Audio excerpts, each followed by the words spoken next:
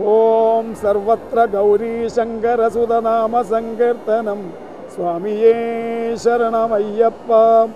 ഓം സർവത്ര ശ്രീദേവീ നാമ സങ്കീർത്തനം തീർത്ഥാടന കാലത്ത് ദൈനംദിന ആചാരങ്ങളുടെ പട്ടികയിൽ അയ്യപ്പ ഭാഗവത പാരായണത്തിന് ശ്രേഷ്ഠമായ സ്ഥാനമാണുള്ളത്. സന്നിധാനത്ത് ഭക്തിസാന്ദ്രമായ അന്തരീക്ഷമൊരുക്കി ദർശനത്തിനെത്തുന്ന തീർത്ഥാടകനെ ഗർവഭഞ്ജന പ്രേരണ നടത്തി വേദതത്വ ഐതിഹ്യ ഘോഷങ്ങളുടെ പാരായണത്താൽ തത്വമസിയുടെ യഥാർത്ഥ പൊരുളിലേക്ക് നയിക്കുക എന്നതാണ് പ്രഭാതം മുതൽ പ്രദോഷം വരെയുള്ള അയ്യപ്പ ഭാഗവതത്തിന്റെ ലക്ഷ്യം. കഴിഞ്ഞ കുറച്ചു വർഷങ്ങളായി ഇതിനുള്ള നിയോഗം മുതിർന്ന പുരാണ പാരായണ കലാകാരന്മാരായ കാക്കക്കൂട്ടൂർ മുരളി, നെയ്യാറ്റിൻകര തൊഴുക്കൽ സരോജിനി, കരുനാഗപ്പള്ളി രാജൻ എന്നിവർക്കാണ്.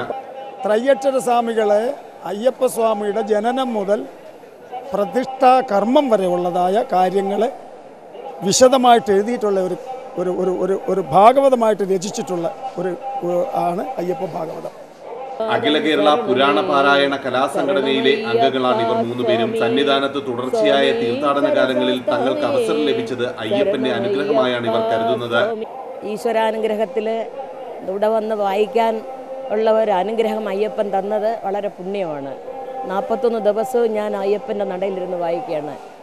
ഗണപതി, സരസ്വതി, ഗുരുസ്തുതികളിൽ ആരംഭിച്ച് സമയക്രമം പാലിച്ച് നാട്ടബിലഹരി, ആനന്ദഭൈരവി രാഗങ്ങളിലാണ് ത്രൈയക്ഷര ചൈതന്യ സ്വാമിയാൽ രചിക്കപ്പെട്ട അയ്യപ്പ ഭാഗവതം ഇവർ പാരായണം നടത്തുന്നത്. ഭാഗവതം എണ്ണത്തിൽ 4 ക്രമപ്രകാരം അയ്യപ്പ ഭാഗവതത്തിനൊപ്പം അതും ഇവർ ഇവിടെ പാരായണം ചെയ്യുന്നു. സന്നിധാനത്ത് നിന്നും ക്യാമറാമാൻ പ്രകാശ് ശിവന്തകിനൊപ്പം ആർ രാധാകൃഷ്ണൻ, ജയ്ഹിന്ദ് ന്യൂസ്.